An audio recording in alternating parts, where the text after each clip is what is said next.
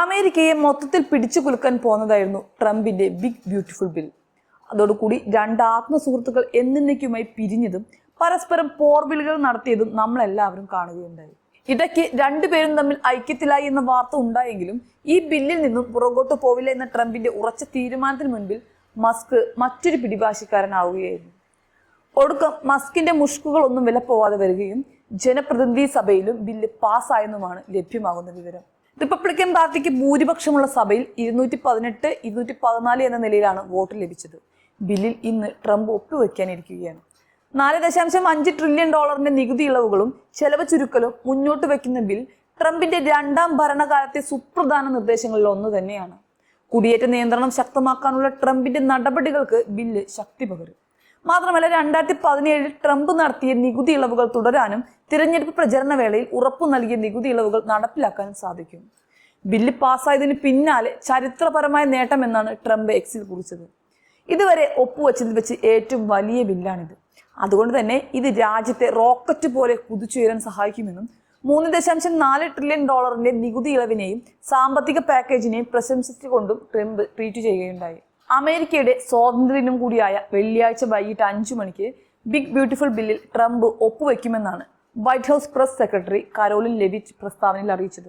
മാത്രമല്ല ട്രംപ് എപ്പോഴും ആഗ്രഹിച്ചതുപോലെ ഒരു ബില്ല് നിലവിൽ വന്നതിൽ വലിയ സന്തോഷമുണ്ടെന്നും അദ്ദേഹം പറയുകയുണ്ടായി.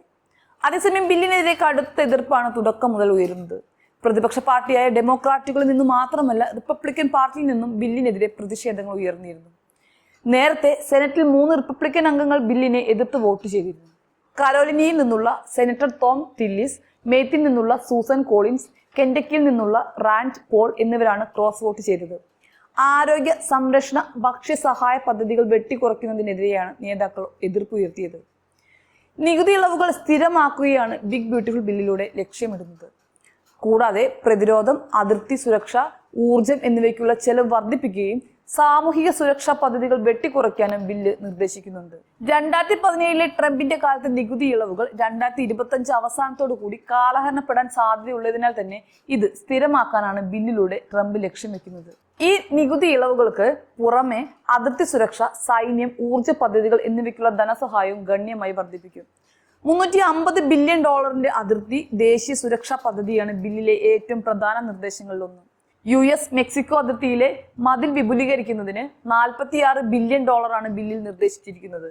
കൂടാതെ 1 ലക്ഷം കുടിയേറ്റ തടങ്കൽ കിടക്കകൾക്കായി $45 ബില്യൺ, 10,000 പുതിയ ICE ഉദ്യോഗസ്ഥരെ നിയമിക്കുന്നതിന് $10,000, സൈനിങ് ബോണസ് എന്നിവയും ബില്ലിൽ നിർദ്ദേശിക്കുന്നുണ്ട്. അതേസമയം ഈ ബില്ല് പാസ്സായാൽ അമേരിക്ക രണ്ടായി പിളരുമെന്നും പുതിയ പാർട്ടിക്ക് രൂപം കൊടുക്കുമെന്നും പറഞ്ഞ് മസ്ക് നേരത്തെ തന്നെ രംഗത്ത് വന്നിരുന്നു. ഇനിയിപ്പോൾ അറിയേണ്ടത് അതൊന്നു മാത്രമാണ്. റിപ്പബ്ലിക്കൻ പാർട്ടിയിൽ നിന്നു വരെ കടുത്ത അമർഷം ട്രംപിനെതിരെ തുടരുന്ന ഈ സാഹചര്യത്തിൽ പുതിയ പാർട്ടി വരുമ്പോൾ അമേരിക്കയുടെ മൊത്തത്തിലുള്ള രാഷ്ട്രീയ ഭാവത്തിന് എന്താവുമെന്ന് കണ്ടു തന്നെ അറിയണം.